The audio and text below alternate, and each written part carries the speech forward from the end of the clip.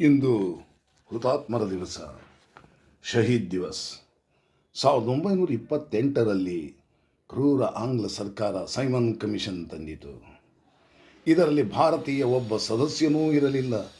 ಭಾರತೀಯರನ್ನು ಮಾನಸಿಕವಾಗಿ ಕುಗ್ಗಿಸಲು, ಅವಕಾಶಹೀನರನ್ನಾಗಿ ಮಾಡಲು ತಂದ ಆಯೋಗ ಅದೇ ಸೈಮನ್ ಕಮಿಷನ್. ಇದರ ವಿರುದ್ಧ ದೇಶದಾದ್ಯಂತ ಪ್ರತಿಭಟನೆ ನಡೆಯುತ್ತದೆ. ಲಾಲ್ ಪಾಲ್ ಬಾಲ್, ಲಾಲಾ ಲಜಪತ್ ರಾಯ್, ಬಿಪಿನ್ ಚಂದ್ರ ಪಾಲ್, ಬಾಲಗಂಗಾಧರ್ ತಿಲಕ್ ಈ ಮಹಾನ್ ನಾಯಕರ ನೇತೃತ್ವದಲ್ಲಿ ಆಂದೋಲನ ಉಗ್ರ ರೂಪ ತಾಳುತ್ತದೆ.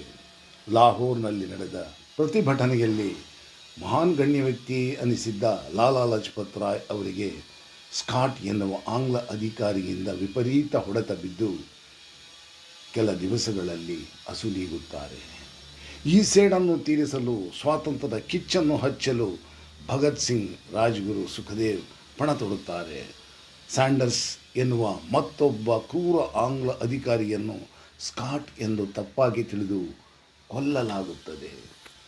ಆಂಗ್ಲ ಸರ್ಕಾರ 3 ಯುವ ಕ್ರಾಂತಿಕಾರರಿಗೆ ಗಲ್ಲು ಶಿಕ್ಷೆ ವಿಧಿಸುತ್ತದೆ.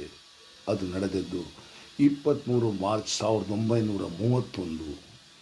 3 ಯುವಕರು, ನಾವು ಸತ್ತರೂ ಪರವಾಗಿಲ್ಲ, ನಮ್ಮ ಆತ್ಮ ಇದ್ದೇ ಇರುತ್ತದೆ, ಅದು ನಮ್ಮ ಜನರನ್ನು ಸ್ವಾತಂತ್ರ್ಯದ ಜಾಗೃತಿ ಮೂಡಿಸಲು, ಜನರನ್ನು ಬಡಿದೆಬ್ಬಿಸಲು ಕೆಲಸ ಮಾಡುತ್ತಿರುತ್ತದೆ ಎಂದು ಹೇಳುತ್ತಾ ಭಾರತ್ ಮಾತಾ ಕಿ ಜೈ ಎಂದು ತಾವೇ ನೇಣು ಹಗ್ಗವನ್ನು ಕೊರಳಿಗೆ ಹಾಕಿಕೊಳ್ಳುತ್ತಾ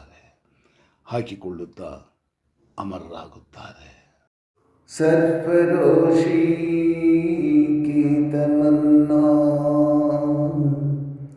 अब हमारे दिल में,